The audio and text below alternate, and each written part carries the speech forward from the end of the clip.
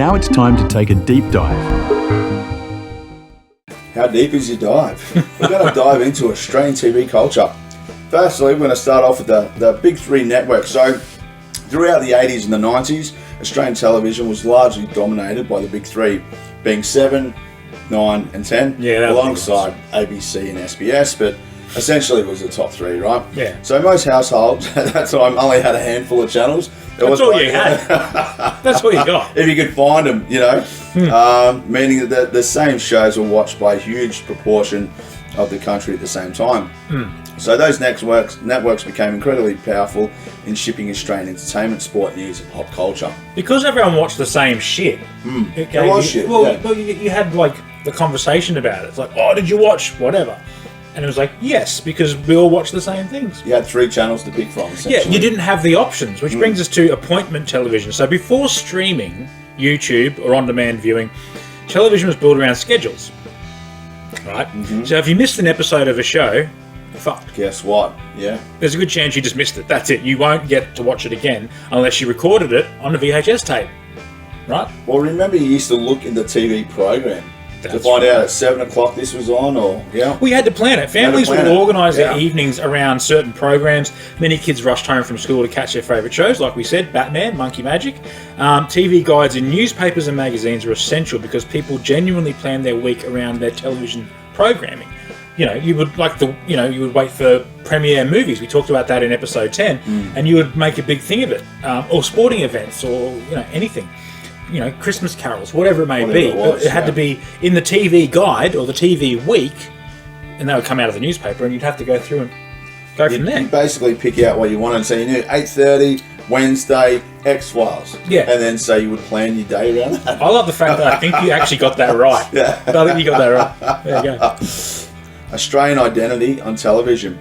So one of the defining features of Australian television during this era was how distinctly Australian it felt. Yeah. So local shows reflected Australian accents, humour, suburbs, schools, workplaces. We said Ramsay Street, etc. earlier, and lifestyles in a way that audiences connected with immediately. So programs like Neighbours, Home and Away, of course, Home and Away, Blue Heelers, which we just touched on, became part of everyday Australian culture. And because viewers recognised elements of their own lives within those TV shows, essentially. And they were filmed in Australia, and Australian, so you could recognise places and people and things. And Australian TV, we talked about the quotas in Facts First, where there had to be Australian television programs, which I'm grateful for it. I am anyway. And I think that's something that we sorely missed on network TV now. It has changed a lot, hasn't it? Yeah. Now let's talk about the Logies, and TV celebrity culture. The Logies, we'll get onto what they are in this, but basically they're awards, Australian TV awards, like the Emmys, but the Australian version. Television personalities became genuine household names during the 80s and 90s, with hosts, actors and comedians reaching huge levels of fame through free-to-air TV exposure.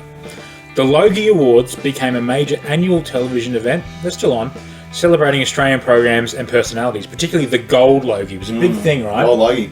Which often sparked debate and media attention.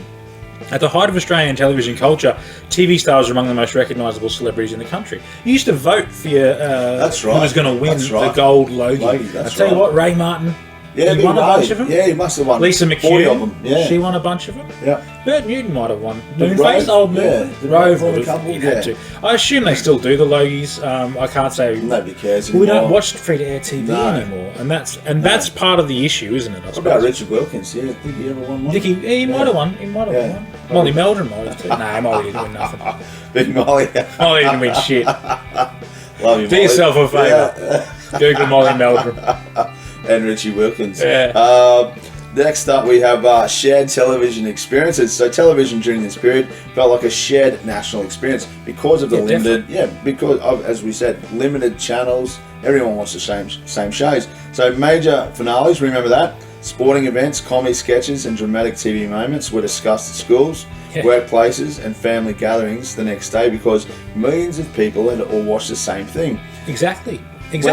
Whether it was the grand finals or a huge reality television moments, TV often brought Australians together in a way that modern, fragmented streaming rarely does. Yeah, and that's the thing now. You don't have that. Everybody's like, people say, "Oh, have you watched a series?" And it's like, oh yeah, I've binge watched 67 episodes of this, but we don't have as much of the back and forth that you would have back in that time period where you would say, oh, the latest episode of X-Files or whatever it may be, and you talk about it. You know, those things are gone, and that's the part that I miss the most. It's the end of the era. You used to love that at school, right? It was a thing. You'd be talking with your mates at lunchtime, oh, you watch this, and everyone was, you know, because that's all you watched. I mean, sport's different, and we'll get to sport when we have our special guests, but sport's different because obviously it's a live event, it's happening now, it's the footy, it's the AFL, it's the tennis, it's the cricket, it's boxing, whatever. Those things happen, and they're news stories, essentially, in a way, because that's current events, current affairs.